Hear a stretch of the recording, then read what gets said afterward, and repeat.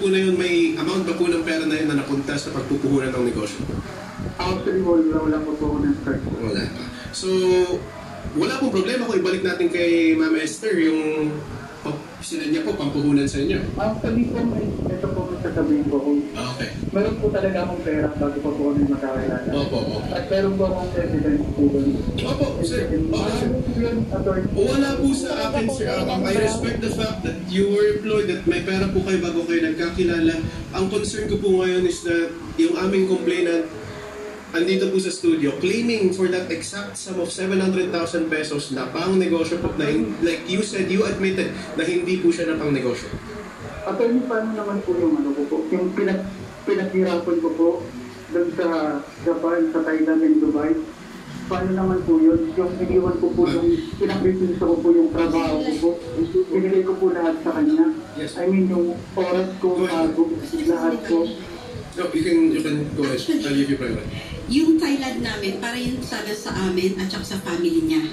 I spent 4 million of that. Yung Thailand namin. Kaya nga kasama ko lahat ng family niya sa Thailand. Kasi nga pang-negosyo sana namin sa akin at saka sa family niya. Pero na-mismanage, nalugi. Dapat nga ako ma-depress eh. Kasi I spent 4 million pero na-failed. So ano karapatan niya para ma-depress? I-live life to the fullest nga siya eh. I'm spending money, ayan attorney, pera pa sa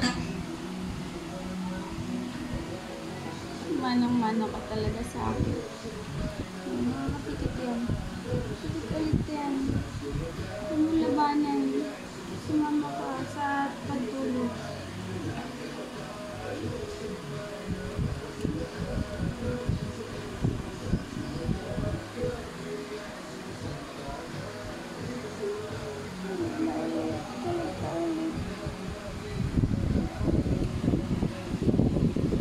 Sarap tulog ah. Sarap matulog pag presko. Sleep baby. Tama mo ulit oh. Love it.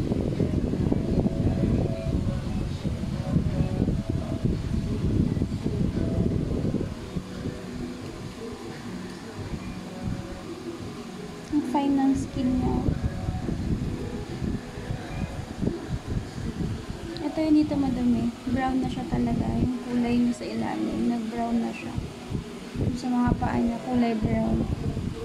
Kasi yung naka-tiles ako, imposible yung tiles yung pumulay dyan. Hindi rin yan dumi kasi talagang niliguan ko siya ng bonggang-bongga. May brown-brown talaga na siya.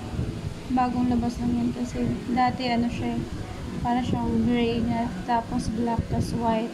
Ayan, may gray pa rin naman tapos ito white yung sa leg niya. Tapos ito, trademark na to. Yung white na to, para siyang may collar na white.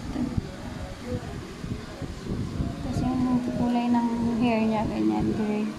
Kaya pag nagkulay ako ng gray na hair, ayan, mag-ina talaga kami. Ayan, ganda ng pagka-gray ng buhok niya. Sobrang rare ng ganitong kulay sa Shih Tzu.